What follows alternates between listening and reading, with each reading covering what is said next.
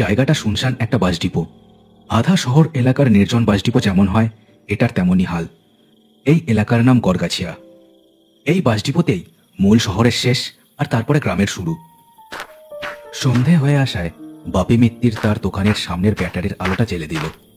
কদিন আগেই পুজো গেছে, বাতাসে এখন তাই বেশ একটা শীতল শীতল ভাব। কাল কালী পুজো, আজ ভূত চতুর্দশীর রাত। এসব কথাই ভাবছিল বাপি মিত্তির বসে বসে। আজ সন্ধেটা কেমন যেন ঝিম মেরে আছে একেবারে। আজ নাকি রাত নামলে বাড়ি থেকে কেউ বেরোয় না, তাই দোকানটাও জলদি বন্ধ করে দেবে সে। ও বাপি, তুই আজও সন্ধে হতেই ছাপ খুলেছিস রে। কথাটা শুনে বাপি দেখলো দোকানের বাঁ দিক থেকে প্রহ্লাদটা এগিয়ে আসছে। মাঝবয়সী এই প্রহ্লাদ আসলে বাস ড্রাইভার। এই ডিপোতেই বাস চালায় সে। প্রহ্লাদ এসে বসলো দোকানের বেঞ্চে। আরে আর বলো না প্রহ্লাদটা, ওই কথা আছে না, পাপি পেট কা সওয়াল হ্যায়, ওই রকম। এমনিতেই এই ফাঁকা মাঠের মতন বাস স্ট্যান্ডে লোকজন কমই আসে, তারপর পুজোয় যা বৃষ্টি হলো, বিক্রি বাটা একেবারে বন্ধ, বুঝলেই তো। তা যা বলেছিস, কিন্তু ভাইটু, আজ যে ভূত চতুর্দশী, আজ তোর দোকানে চা বেড়ি খেতে কোন ভূত আসবে বাবা? বাপি একথায় হাসে শুধু। কথাটা ঠিক, শহরের প্রান্তে বলে এই এলাকায় পুজোর কোন রকম আলাদা প্রভাব পড়ে না, একেবারে নিঝুমই হয়ে থাকে সবসময়। তা প্রহ্লাদদা, তুমি কোথা থেকে এলে? তোমার কন্ডাক্টর সেই সমীর কোথায়? আর তোমাদের বাস কখন ঢুকলো? কোনো আওয়াজ পেলাম না যে। বাপি মিত্তির একথা বলে দোকান থেকে মুখ বাড়িয়ে ফাঁকা জায়গাটার দিকে দেখলো। জায়গাটায় দুটো বন্ধ হয়ে যাওয়া বাসই দাঁড়িয়ে আছে। বাঁদিকের হোটেলটাও এখন বন্ধ। হেঁটে এলে নাকি? কেন, কোনো সমস্যা হয়েছে নাকি গো প্রহ্লাদদা? না রে ভাই, সমীরটা তো বাড়ি গেল, সেই বসিরহাট। আর বাসখানাও তো বিগড়ে গেছে রে, ওই মাছ পুকুরের ধারে দাঁড় করানো, মেকানিক সারাচ্ছে। আমি ফোন করে দিয়ে এখানে চলে এলাম, অন্য ড্রাইভার এসে বাস আবার ডিপোয় নিয়ে আসবে। ও তাই বলো। তা প্রহ্লাদদা, বলছি আজ তো হলো গিয়ে ভূত চতুর্দশী, আজ তো অন্ধকার হলে বাড়ির বাইরে থাকতে নেই, তুমি একা ফিরবে কি করে? একা কেন ফিরবো, তুই আছিস তো, তোর ওই সাইকেলটার পেছনে চড়ে বসবো। প্রহ্লাদের কথা শেষ হতে পারে না, এমন সময় একটা স্কুটার ঘটর ঘটর করতে করতে এসে দাঁড়ালো ঠিক দোকানের সামনে। স্কুটারে যারা বসে আছে তাদের বাপি মিত্তির আর প্রহ্লাদ ভালোই চেনে। গড়গাছিয়ারই লোকাল লোকজন, শান্টু আর বাবলা। আরে শান্টু না যে, পেলে বাজি? তা এবার কত টাকায় কিনলে গো? এসো এসো এসো। শান্টু আর বাবলা কোনো উত্তরই দিল না। দুহাতে দুটো মুখ খোলা বড় থলে নিয়ে এসে ঢুকলো দোকানে। বাবা, ইয়ে যে একেবারে বাজির বাজার তুলে এনেছিস দেখছি। পারিসও বটে। দেখিস বাবা, আগুন কিন্তু খুব মারাত্মক জিনিস, আর শব্দবাজি তো একেবারেই ছোঁয়া উচিত নয়। শান্টু আর বাবলা বসে পড়েছিল বেঞ্চে। শান্টুই বিরক্ত হয়ে প্রহ্লাদের দিকে তাকালো। ও, সব সময় এত জ্ঞান দিও না তো দাদা। কালী পুজোয় বাজি পোড়াবো না তো কি বসে বসে প্রেমপত্র লিখবো? আহা শান্টুদা, এত রেগে যেও না। এনো নাও তো চা খাও। ও বাবা, এনে তুইও নে। ওরা দুজন হাত বাড়িয়ে ভাঁড় দুটো নিল। শান্টুর মুখটা এখনো বিরক্তিতেই ভরেছিল। হ্যাঁ, তোদের ভালোর জন্যই বলছি। এই সাতগাছিয়ার একটা প্যান্ডেলে আমার যখন ছোট বয়স, তখন আগুন লেগে যেতে দেখেছিলাম আমি।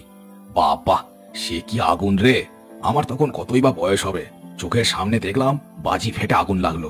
ঘন্টা খানেকের মধ্যে কতগুলো মানুষ পুড়ে একেবারে ভূত হয়ে গেল। প্রহ্লাদদা, আজ এইরকম দিনে ওসব কথা না বললেই নয়।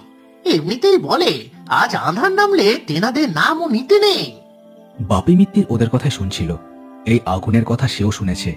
আগুনটা লেগেছিল এমনই এক ভূত চতুর্দশীর দিনে। আহারে, কতই না কষ্ট পেয়েছিল সেই মানুষগুলো, এই কথাটাই মনে হলো তার। এই প্রহ্লাদদা, ওই ওই বাস দুটোর ওদিকটা দেখো, ওটা কি? ওরা কারা?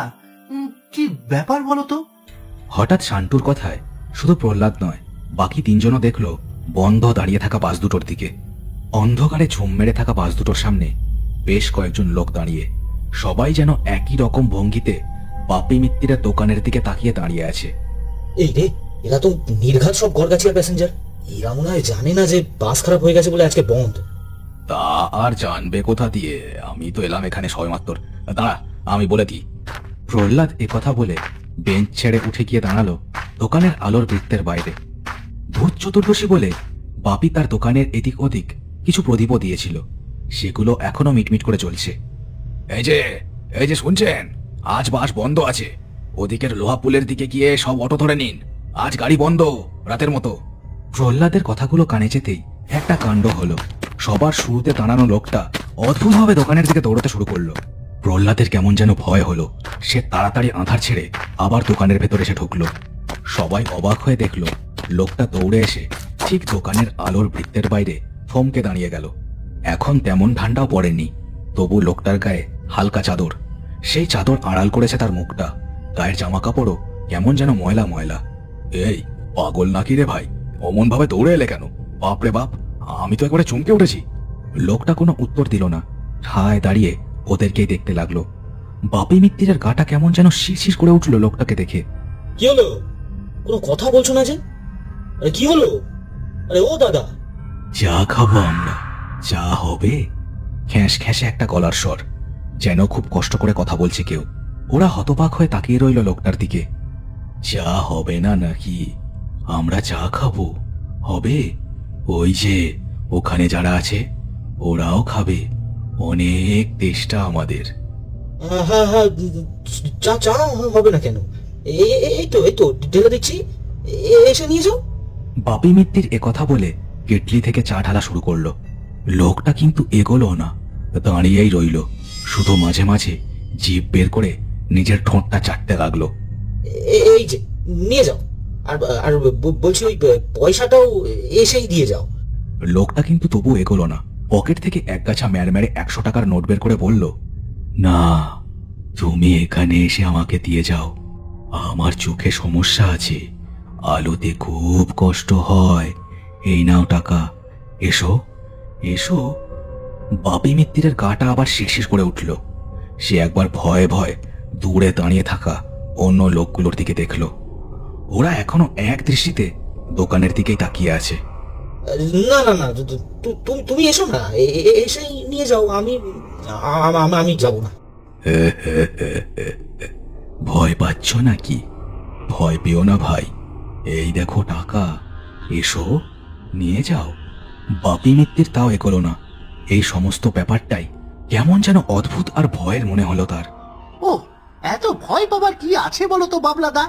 চা দেবে, পয়সা নেবে, গপ্প শেষ। দাও দেখি, আমাকে দাও। বাবলা একথা বলে নিজেই উঠে চায়ের গ্লাসের থালাটা তুলে নিল আর এগিয়ে গেল লোকটার দিকে। সে এগিয়ে গিয়ে দোকানের আলোর ঘেরার মধ্যে দাঁড়িয়ে থালাটা বাড়িয়ে ধরল লোকটার দিকে। নাও, এত ঢং করার যে কি আছে? এই নাও, থালাটা ধরো। লোকটা কোনো কথা বলল না। তার মুখে শুধু একটা বাঁকা হাসি ফুটে উঠল। আর তখনই তার মুখের হাঙর মাছের মতো দাঁতগুলো দেখা গেল। লোকটার মাথা থেকেও সরে গেল চাদরটা। তার চোখগুলো শুধু কালো অন্ধকারের গহ্বর।